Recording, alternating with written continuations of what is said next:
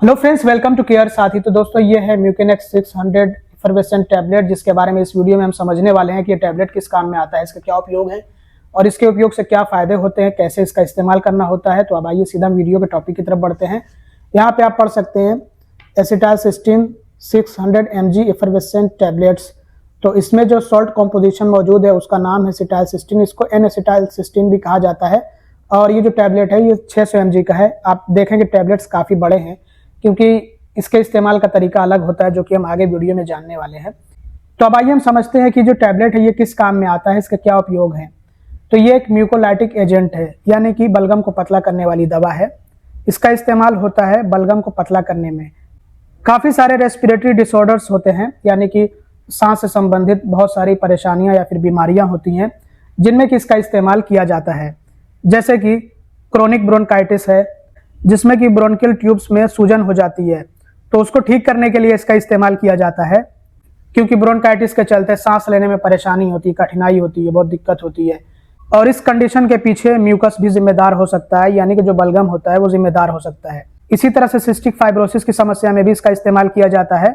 इसके अलावा सर्दी जुकाम के चलते अगर बहुत ज़्यादा बलगम बन रहा है और वो बलगम फेफड़ों में इकट्ठा हो रहा है और वो निकल नहीं पा रहा है, फेफड़ों में जमा हुआ है, जिसके चलते बहुत ज़्यादा जकड़न महसूस होती है, भारीपन महसूस होता है, अच्छे से सांस नहीं आ पाती है, खांसी आती रहती है, तो ऐसी कंडीशन को ठीक करने के लिए भी इसका इस्तेमाल किया जाता है। इसके अलावा सांस की नली से जो जुड़ी हुई समस्याएं होती हैं, और ये भी खास करके म्यूकस से जुड़ी हुई होती हैं, कि अगर बहुत ज़्यादा म्यूकस इकट्ठा हो गया, जम गया हो और वो निकल ना रहा हो, तो जिससे कि अच्छे से सांस नहीं आती है, तो ऐसी कंडीशन को ठीक करने के लिए भी इसका इस्तेमाल किया जाता है।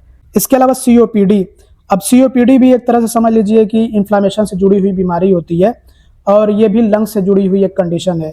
इसमें भी सांस अच्छे से नहीं आती है, खुलकर नहीं आती है सांस। तो ऐसे में इस कंडीशन को ठीक करने के लिए या फिर इसके सिम्टम्स को दूर करने के लिए इसका इस्तेमाल किया जाता है। तो क्रोनिक ऑब्स्ट्रक्टिव पल्मोनरी डिजीज आमतौर पर देखा जाता है कि जिनकी उम्र बहुत ज़्यादा होती है, या तो ये उनमें पाई जाती है, या फिर जो बहुत ज़्यादा सुट्टेबाजी करते हैं, बीड़ी सिगरेट और जो गलत आदतें पाल लेते हैं, उनको इस तरह की परेशानियाँ झेलनी पड़ती हैं। या फिर अगर इन्वायरमेंट सही नहीं है, एयर इंडेक्स क्वालिटी बहुत ख़राब है, तो ऐसी कंडीशन पैदा हो सकती है। तो कुल मिलाकर के इसका जो इस्तेमाल किया जाता है वो फेफड़ों को साफ करने के लिए किया जाता है। सांस की जो नली होती है उसको साफ करने के लिए किया जाता है, ताकि सांस अच्छे से आए।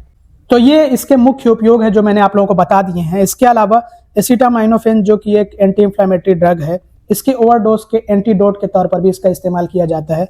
कुछ ऐसी कंडीशन होती हैं कि जिसमें कि एसिटामाइनोफेन बहुत ज़्यादा देने की ज़रूरत पड़ जाती है, या फिर अगर कोई बेवकूफ़ आदमी हो जिसने बहुत ज़्यादा अपनी मर्जी से एसिटामाइनोफेन ले लिया है। ये दर्द की दवा होती है, बुखार में भी इस्तेमाल की जाती है। तो ऐसे में कुछ कंडीशन पैदा हो सकती है, कुछ कॉम्प्लिकेशंस हो सकते हैं, लीवर खराब हो सकता है, किडनी पे उसका बुरा असर पड़ सकता है। तो उससे बचने के लिए या फिर बचाने के लिए इसका इस्तेमाल किया जाता है इस दवा का। तो ये जो दवा है, ये एसिटामाइनोफेन की वजह से होने वाले जो नुकसान होते हैं, चाहे वो किडनी पे नुकसान हो या फिर लीवर पे नुकसान हो, शुरुआती जो नुकसान होते हैं उनको रोकने के लिए इसका इस्तेमाल किया जाता है। इसके अलावा किडनी प्रोटेक्शन के लिए भी इसका इस्तेमाल किया जाता है। एक्यूट किडनी डिजीज में भी इसका इस्तेमाल किया जाता है। जैसे कि अगर किसी ने एक्सरेज वगैरह करा लिए, CT स्कैन वगैरह करा लिए हैं किडनी के, तो ऐसे में कुछ डैमेज पहुंचता है किडनी को, तो उससे बचाने के लिए किडनी को इसका इस्तेमाल किया जाता है। और कुछ ऐसे इलाज होते हैं जिनके चलते किडनी को नुकसान होता है, तो ऐसे में उससे बचाने के लिए इसका इस्तेमाल किया जाता है। इसके अलावा ग्लूटाथियोन के लेवल्स को बूस्ट करने के लिए, बढ़ाने के लिए भी इस्तेमाल किया जाता है। ये बहुत ही पावरफुल एंटीऑक्सीडेंट होता है, जो कि ऑक्सीडेटिव स्ट्रेस को कम करता है और इन्फ्लेमेशन को कम करने में मदद करता है। अब अगर हम बात कर ले इसके फायदों के बारे में, तो काफ़ी सारे इससे फायदे होते हैं। जैसे कि अगर बहुत ही ज़्यादा कफ बलगम बन रहा है, म्यूकस बहुत ही ज़्यादा प्रोड्यूस हो रहा है और उसकी वजह से अच्छे से सांस नहीं आ पा रही है, जकड़न हो रही है, खांसी आ रही है बार बार, और दवाओं से फ़ायदा नहीं मिल रहा है, तो ऐसे में इसका इस्तेमाल करते हैं तो सांस लेने में आसानी होगी, ये सारी समस्याएं दूर होंगी धीरे धीरे करके। इसके अलावा ये दवा एंटी इंफ्लेमेटरी मेडिसिन से होने वाले लीवर डैमेज को भी बचाने का, रोकने का काम करती है। इसके अलावा ये एंटीऑक्सीडेंट्स के लेवल को बढ़ा करके इन्फ्लामेशन यानी कि सूजन को कम करने का काम करती है। ये लंग्स हेल्थ को बेहतर बनाने में मदद कर सकती है, क्योंकि कुछ ऐसी कंडीशंस होती है, खास करके COPD के बारे में यहाँ पे बात कर लें, तो ये ऐसी एक कंडीशन होती है जिसमें कि लंग हेल्थ खराब हो जाती है और सांस अच्छे से नहीं आती है, तो इसका असर जो होता है पूरे शरीर पे होता है, क्योंकि हम अच्छे से ऑक्सीजन न ले पाएँ, जो कि ऑक्सीजन लेने का काम हमारे लंग्स करते हैं, तो ऐसे में इसका बुरा प्रभाव हमारे शरीर पे पड़ता है। तो ये ऐसी कंडीशन को ठीक करने में मदद कर सकती है। या फिर इसके जो सिम्टम्स होते हैं उनको कम कर सकती है।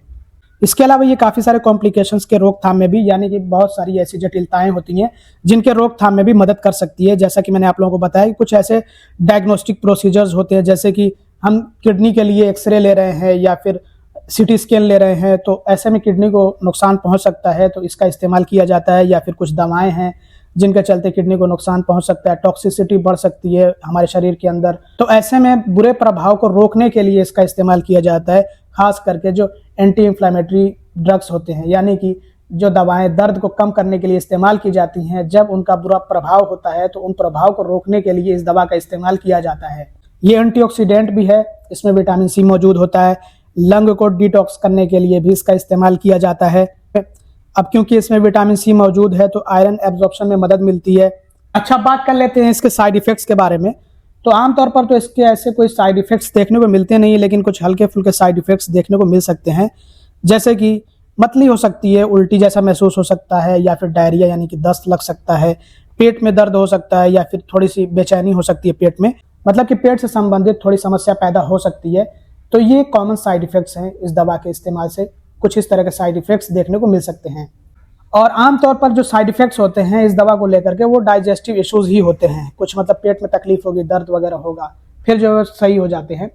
और अब बात कर लेते हैं कि कैसे हमें इसका इस्तेमाल करना होता है। तो इसका इस्तेमाल करने का तरीका ये है दोस्तों कि सबसे पहले तो आपको डोज पता होनी चाहिए, जो कि आपके डॉक्टर आपको बताते हैं। अगर आपके डॉक्टर ने ये दवा दी होगी तभी आपको ये इस्तेमाल करना, अपनी मर्जी से नहीं इस्तेमाल करना है। तो आपके डॉक्टर आपको डोज बता देते हैं। वैसे आमतौर पर दिन में 2 बार लेने को कहा जाता है, एक टैबलेट, और कुछ कंडीशन में हो सकता है कि बढ़ा दी जाए, और कभी कभी को बस दिन में एक ही बार लेने की सलाह दी जाती है, या फिर जो है इससे हल्की डोज दी जाती है। हल्की डोज का मतलब है कि जो कम पावर वाली, कम पोटेंसी वाली होती है वो दी जाती है। ये शायद कि 200 mg में भी आती है, तो वो दी जाती है। 200 या 300 mg में आती है, चेक कर लीजिएगा, तो वो दे दी जाती है इसकी जगह पे। अब बात कर लेते हैं कि कैसे इस्तेमाल करना है। तो इसके इस्तेमाल का जो तरीका है वो बहुत ही आसान है।